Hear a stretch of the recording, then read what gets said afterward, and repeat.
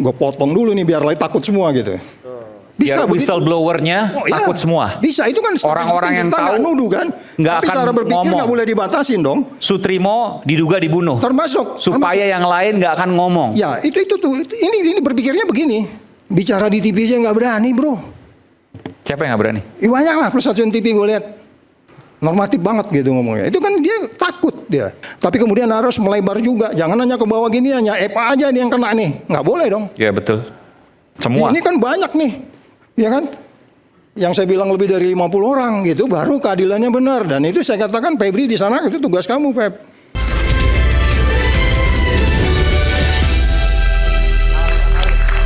Oke. Saya mau wawancara kali ini, ia bukanlah sebagai pimpinan KPK 2015-2019 ya. 4 tahun. Tapi saya tahu, karena saya wawancara beliau ini pertama kali, di hari pertama dilantik menjadi pimpinan KPK tahun 2015. Itu berarti 11 tahun lalu. Dan pada waktu itu saya tahu, beliau adalah ex-agen Badan Intelijen Negara BIN. Bung Saud. Yang sidang dokter saya juga hadir kemarin. Terima kasih. Karena dekat sini. Kalau Bung Ipang jauh di Surabaya. Jadi saya bertanya pada Bung Saud, ada apa ini semua? Korupsi dan intelijen ya, boleh Anda gabungkan keduanya? Iya, jadi gini, di dalam memberantas korupsi itu memang kita mesti pakai teori. Kalau nggak pakai teori kita pasti nyasar deh. Karena teori itu kan dasarnya kuat, strukturnya kuat. Saya kebetulan karena pernah di strategic management, terus kemudian di competitive intelligence. Nah di dalam strategic thinking itu ini salah satu yang saya sebutkan waktu saya diwawancarai. Waktu periode pertama, saya kan 4 kali daftar di DKPK kan. Yang pertama kali yang kemudian salah satu tim seleksinya itu adalah Rinal Kasali. Tapi dia keluar dari 4 kali daftar KPK? 4 kali. Yang keempat baru masuk. Sama kayak Pak Presiden, 4 kali baru masuk. Tapi luar biasa. Jadi maksud saya gini. Menyerah. Tapi waktu itu banyak orang kemudian berpikir bahwa Anda masuk ke KPK sebagai kuda Troya. Karena dari struktur negara yang ingin mungkin disusupkan ke dalam KPK. Tapi Anda membuktikan bahwa beliau bekerja dengan independen, penuh dengan nilai-nilai kebenaran. Dan saya mengaku itu. Iya, itu karena memang kita punya dasar teori yang kuat gitu. Salah satu teori yang saya bawa itu kan dalam berantas korupsi itu ada yang disebut namanya belling the cat. Belling the cat itu menggantungkan lonceng di leher kucing. Padahal kita ini sekelompok tikus. Tikus itu kan kecil ya, bukan tikus dalam pengertian korupsi ya. Tapi dalam teori belling the cat itu dijelaskan bahwa kita ini sebenarnya melihat kucing yang galak sebenarnya ini, kita yang anti korupsi itu dianggapnya bisa seperti tikus yang bisa dimakan oleh kucing kapan aja gitu. Dan kan koruptor ini kan kekuatannya gede kan. Diibaratkan saya dalam pikiran saya waktu itu saya bilang, Pak Saud, apa pikiran Anda di dalam memberantas korupsi? Saya bilang kita sekarang ini banyak orang yang berteriak berantas korupsi, ibaratnya sekelompok tikus yang kemudian rapat di tengah malam karena mereka terancam oleh kucing, bagaimana caranya supaya kita selamat gitu. Seekor tikus mengatakan, oke, kita diam-diam kita gantungkan aja lonceng di lehernya. Jadi kalau kucing itu datang mau nyerang kita udah tahu kan suaranya bunyi-bunyi, mereka bisa lari gitu. Oh iya, bagus. Kita sekarang kan kayak gitu tuh. Korupsi hajar.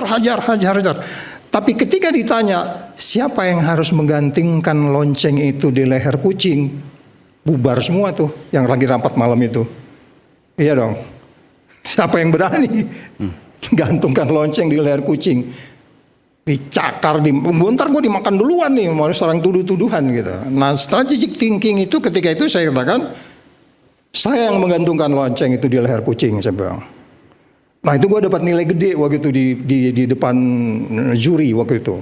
Apa dasar saya masuk ke KPK itu ketika itu. Itu periode pertama ya. 10 besar waktu itu memang tinggal masuk. Tapi kemudian banyak hal karena dianggap intelijen, framing yang cukup tinggi ketika itu. Kemudian baru periode keempat saya masuk. Masih memakai pemikiran yang sama. Jadi hari ini juga begitu kita. Ini kita lagi ketakutan nih. Karena ada kucing lagi berkeliaran di mana-mana nih. Kasus ini saya anggap juga kucing tuh. Nggak semua orang berani kan bicara ini sekarang. Ya. Tanya aja TV sekarang yang berani bicara berapa TV coba. Bro, kamu udah bilang tadi kan. Orang takut. Terima kasih buat Aiman dengan rakyat bersuara udah berani menggantungkan lonceng. Semua ini biasa karena harus diungkap. Ya kan? Karena memang kita harus berani, punya resiko, semuanya punya resiko. Lepas dari kemudian nanti kita bisa buktikan FA, saya katakan kepada Febri yang satu ya, Febri mantan KPK. Febri, kamu harus challenge semua orang. Karena ada 10 persoalan besar di dalam berantas korupsi di sini. Satu diantaranya, illicit enrichment masih bermasalah. Ya kan, perampasan aset masih bermasalah. Chain of custody masih bermasalah. Chain of custody itu menyangkut barang dan orang. Coba, bisa-bisanya mayat diambil nggak dicatat tuh. Mayat diambil? Itu kan mayat dipindahin gitu aja tuh.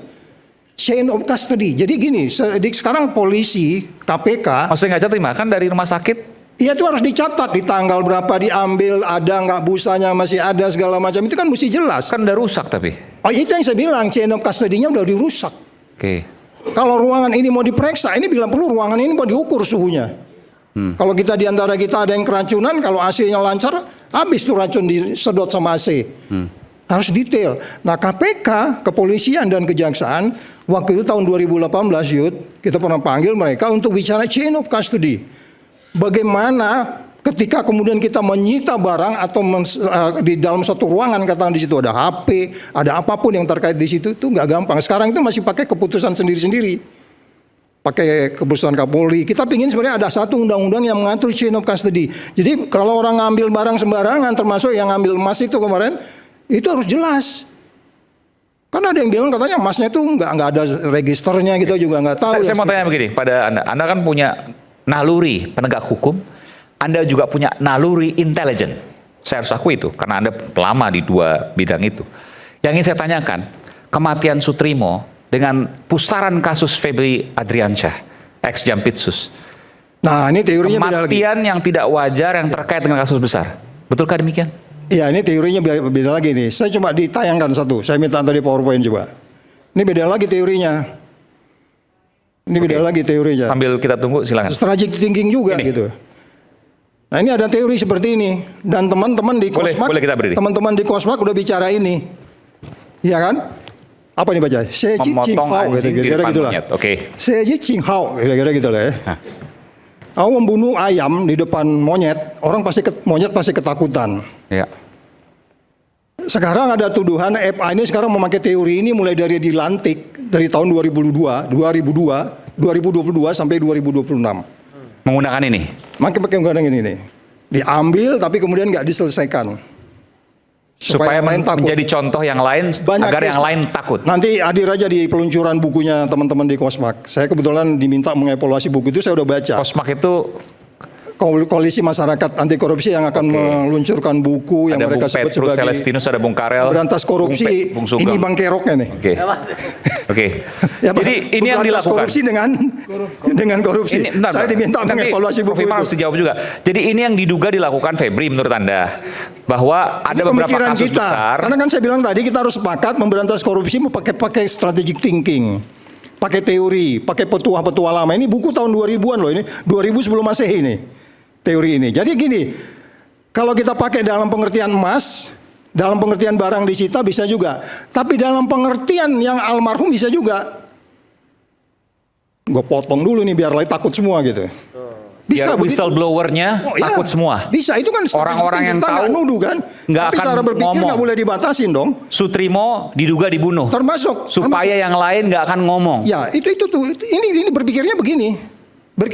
Kita nggak nuduh, nanti silakan, bro, Anda buktikan bahwa itu sebenarnya betul ada unsur arsenik atau apapun bentuknya gitu. Tapi maksud saya gini, supaya kita nggak bablas kemana-mana, supaya kita memberantas korupsi itu kan mestinya kita kalem, sabar, tenang. Nanti Yudi jelaskan soal Johannes Marlin ya.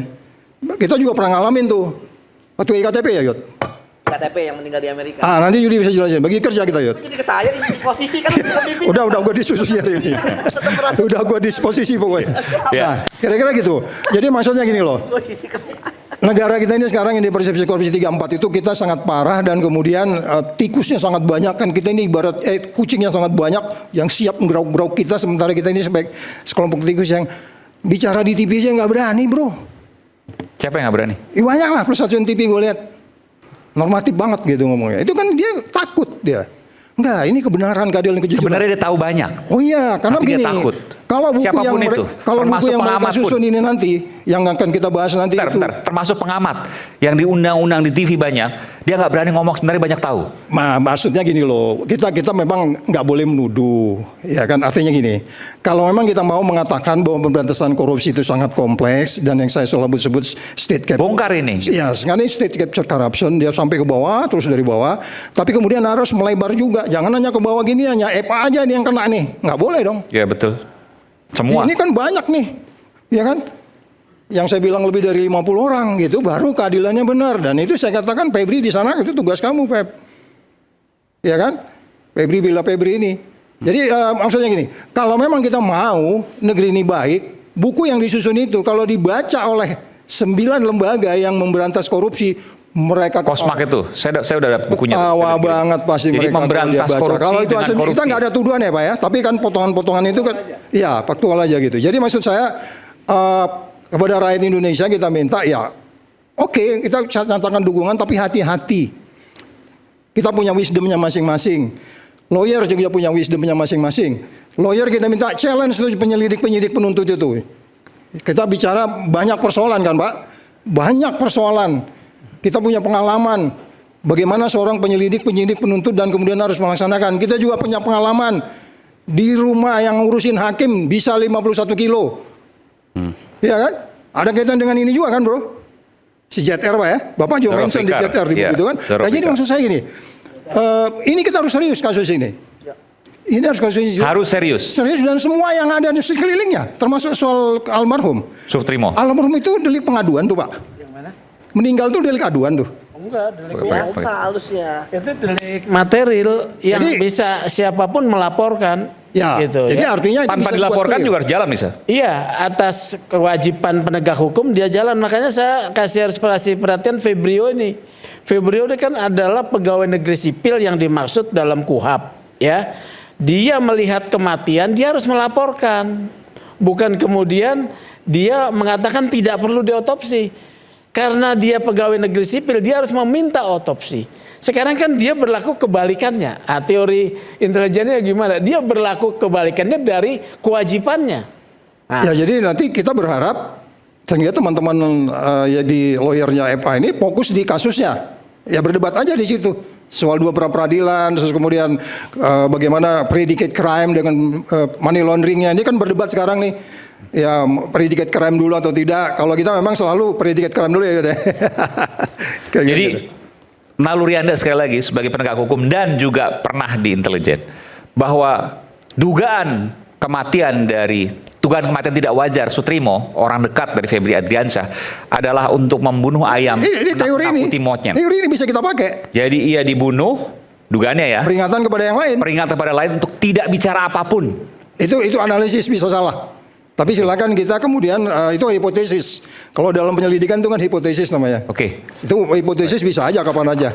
Lalu bagaimana mungkin ketika itu terjadi, pengacara Febri Adriansyah mengatakan bahwa ini kriminalisasi, ada 9 pelanggaran yang dia lakukan.